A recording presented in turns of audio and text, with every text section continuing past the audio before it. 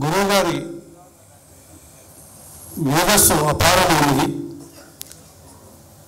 వారి మేధస్సు నుంచి, వారి నాలెడ్జ్ నుంచి మనం నేర్చుకునే అంశాలు ఎన్నో ఉన్నాయి.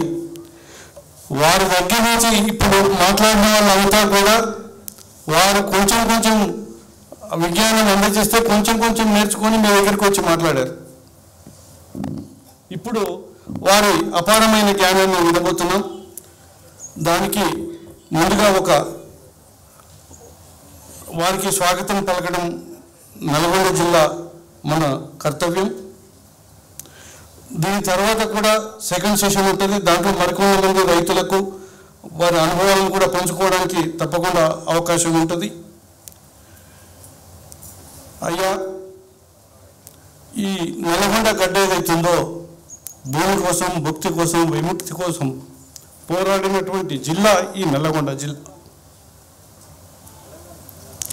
వ్యవసాయం ప్రధాన వృత్తిగా గల జిల్లా ఈ నల్గొండ జిల్లా. సుభాష్ పాలేకర్ గారి కృషి విధానాన్ని ఉభయ తెలుగు రాష్ట్రాలకు వ్యాప్తి చేయడానికి రాత్రింబగళ్ళు తిరుగుతూ మన కోసం, మన ఆరోగ్యం కోసం, మన ఆరోగ్యం కోసం, మన భవిష్యత్తు కోసం, మన భావితరాల అస్తిత్వం కోసం నిరంతరం పరితపిస్తూ మన కోసం వారు చేయని ప్రార్థన లేదు, ఎక్కని గుడి లేదు, మొక్కని దేవుడు లేడు.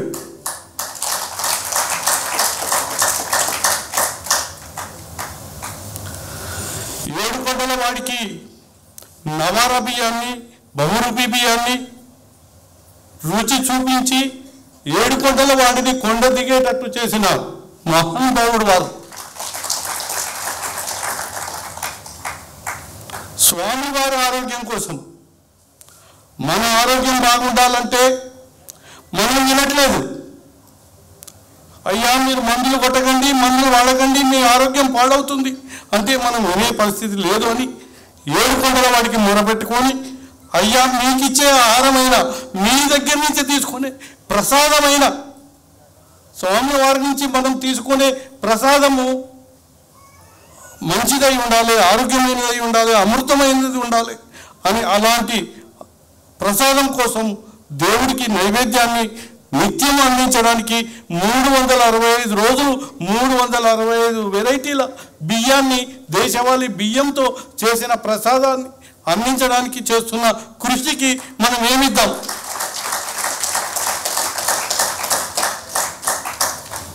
సకల రోగాలకు కారణం మనం భుజించే ఆహారమని దేశవాళీ విత్తనం కోసం తన వృత్తిని పూర్తిగా దారపోస్తూ కుంచెతో వారు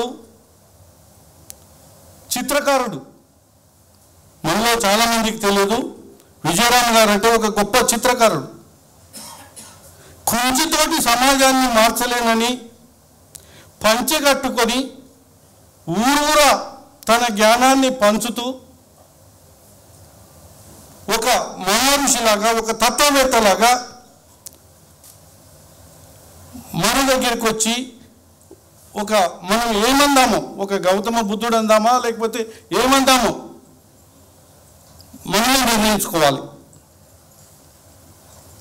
వారు ఇంతకుముందు మిత్రుడు పాట పాడినట్టుగా కావు కావునంటున్న కాకి పాటలో కమ్మదనాన్ని చూసినవాడు, పక్షుల ఆర్తనాదాలను అర్థం చేసుకున్న ఆధునిక మానవుడు, కందిరీగల, తూనీగల, తేనెటీగల అంతరాల లోతులోకి వెళ్ళి ఆప్యాయంగా ప్రేమతో పలకరించిన వ్యక్తి మన విజయరామ్ గారు.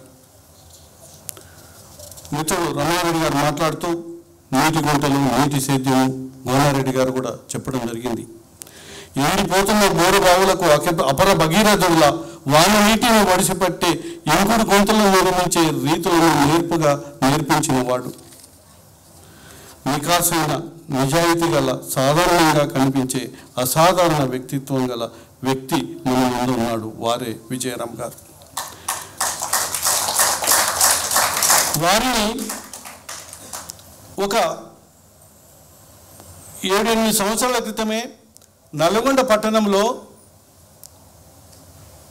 మట్టి వినాయకులను తయారు చేయిస్తూ మేము చేయిస్తాము అని అనుకున్నదే తడవుగా వృత్తి నిపుణులను బెంగాల్ నుంచి తీసుకొచ్చి ఒక పెద్ద యజ్ఞంలాగా ఆ రోజు నల్లగొండలో మిత్రుడు సురేష్ గారు మేము పెద్దల సహకారంతో మరి మట్టి వినాయకులను పంచడానికి మేము చేసిన కృషి దాంట్లో ఒక చంద్రుడికో నూనెపోలాగా వారికి ఇప్పటికీ కూడా మేము ఒక సంవత్సరం చేశాము, మరో సంవత్సరం మాతో కాదని మేము చేతులు ఎత్తేసాం. వారు గత ఎన్ని సంవత్సరాల నుంచి చేస్తున్నాడో నాకు తెలియదు, ఇంకెన్ని సంవత్సరాలు ఆ భగవంతుడు వారికి ఓపిక ఇస్తాడో తెలియదు. ఆ భగవంతుడు, ఆ వినాయకుడు వారికి ఇష్టమైనటువంటి దైవము. వినాయకుడిలలో ఖద్దరు బట్టలను, మట్టిని ప్రేమిస్తూ చెరువులను కాపాడుకోవాలంటూ ప్రేమతోటి ప్రజలు ఏ రకంగా మారుతారు, ఏం చెప్తే మారుతారు. ప్లాస్టర్ ఆఫ్ ప్యారిస్ను వాడి చెరువులన్నీ విషయం చేస్తున్నప్పుడు దానికి ఒక సూచన చేసి ఒక మార్గదర్శకత్వాన్ని వహించి మరి మట్టి విగ్రహాలకు పూనుకున్నటువంటి ఒక అసాధారణమైన వ్యక్తి. ఈ నేలను కాపాడాలి, నేల తల్లిని పరిరక్షణకై నేల ఆరోగ్యంగా ఉంటేనే మొక్కలు ఆరోగ్యంగా ఉంటాయని ఆహారాన్ని అమృతంగా మార్చి అమృతాన్ని అందించడానికి నిరంతరం కృషి చేస్తున్నటువంటి వ్యక్తి. వారు చేస్తున్న కార్యక్రమాలు ఒకటి కాదు. మిత్రుడు సురేష్ గారు చేస్తున్నట్టుగా ప్లాస్టిక్ రహిత సమాజం కోసం ప్లాస్టిక్ భూతం సృష్టిస్తున్న మారణ హోమాన్ని సమాజాన్ని తెలియజేయడానికి కంకణం కట్టుకొని చేతి సంచిని చిరునామాగా మార్చుకున్న మన మహోన్నత వ్యక్తిత్వం గల వ్యక్తి మన విజయరామ్ గారు.